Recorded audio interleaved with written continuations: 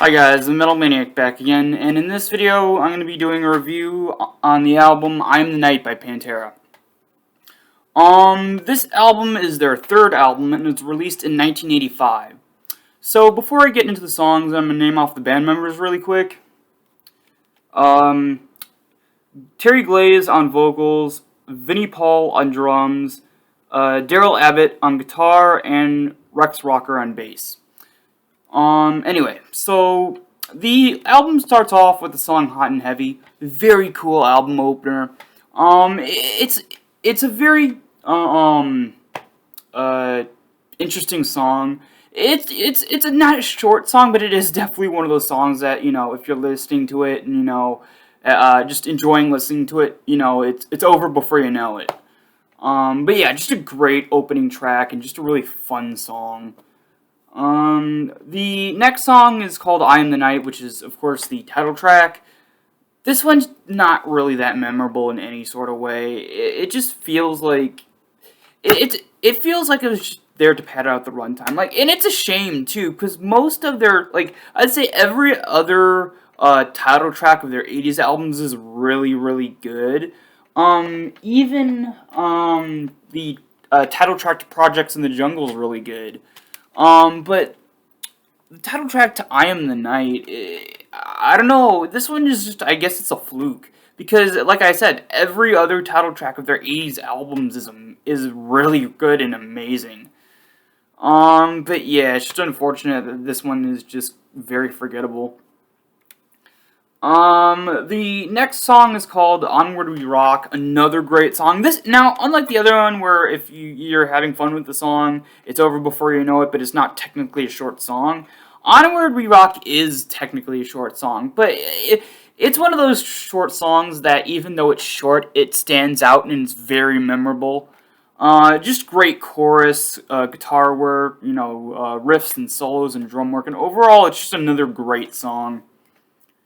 The next song is an instrumental, and it's called DGTTM, which stands for Daryl Goes to the Movies. This one's interesting. It's another instrumental, what was the other instrumental? Oh, yeah, it's on this album. It's another instrumental, Blue Light Turning Red, that's just really, really good. But, this one is interesting because it has some sound effects on it that are pretty they're scattered throughout the instrumental, but I guess they just add to the atmosphere of it, I guess. But it's still a very good instrumental. The next song is called Daughters of the Queen. Honestly, the only other song I don't like on this album besides the title track, it's just a very, I guess, forgettable song. The next song is called Down Below, which also was... Where did I put that other album on? Hold on, give me a second. Oh, there it is. Sorry, they're just kind of scattered around here. Been listening to all of them, so they're all over the place. Anyway, so the song Down Below was actually re-recorded for their fourth album, Power Metal, with Phil Anselmo on vocals on that version. Now, as for comparing the two different versions, I actually like both equally. I think both versions are really, really good. But yeah, one of my favorite guitar riffs on a Pantera song, and just it's an overall awesome song. The next song is not only my favorite song on this album, but my favorite Pantera song of all time. It's called Come On Eyes. It's a very, for their '80s stuff, I'd say it's one of their heavier songs. Just instrumentation-wise, it has this very heavy but sort of groove-laden, catchy guitar riff. Along with two amazing guitar solos, and Terry Glaze's best vocal performance of anything he did with Pantera. But yeah, it's just a really, really good song. I love it. It's my favorite Pantera song of all time. The next song is called Right on the Edge. Another one like with the song Onward We Rock. It's a shorter song, but it's also very, very good. But yeah, I'd say the best part about it is the very catchy chorus.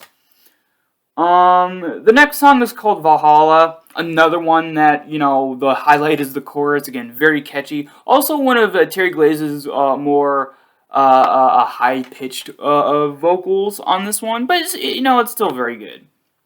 The last song is called Forever Tonight. What a great way to close out the album. This is another sort of emotional, slow ballad type song, like with one of the songs on this album. You're the Biggest Part of Me. Another one, just like with this, just like with the ballad on this one.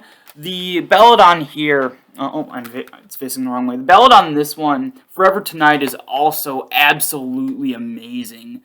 Pantera, at least for their 80s stuff, knew how to write really good ballads. Great solo, very emotional, moody, and just really, really good ballad, and amazing song to end off the album. But yeah, awesome. Now, the artwork is probably, I'd say, my favorite artwork of their 80s stuff. Back with their, not really with their 90s and early 2000s stuff, I think the artwork sucks on those ones, but in terms of their 80s stuff, they always had great artworks, and I think this is their best. You have the Pantera logo, but, like, it's, like, bigger than usual. And it's a little bit more exaggerated on the ends here, whereas the other ones of this particular version are a lot smaller, and they have just sort of regular, ends, whereas this one has, sort of more exaggerated, sort of pointy ends to the lettering. Also, really, I love the actual main focus of the artwork. This sort of a reddish pink spiral with these menacing panther eyes in the middle. It looks really, really cool, and then the black background really makes the colors on here pop. And then, of course, you get the title track, "I'm the Night." So, I almost forgot. As for other stuff on here, you do get, more pictures of the band members, both individually and all together. And then you got the more standard, older Pantera logo with a picture of the panther head underneath. And then you got a picture of the band on the back. Yeah, I absolutely love this album. I'm gonna give this a 9 out of 10. A close to perfect album. I'd say if, they maybe had a more, I'd say if they took off Daughters of the Queen, if they took off that song and had a more sort of a memorable riff and soloing on I Am the Night, I think it would have been a perfect album. But as it is, it's a close to perfect album.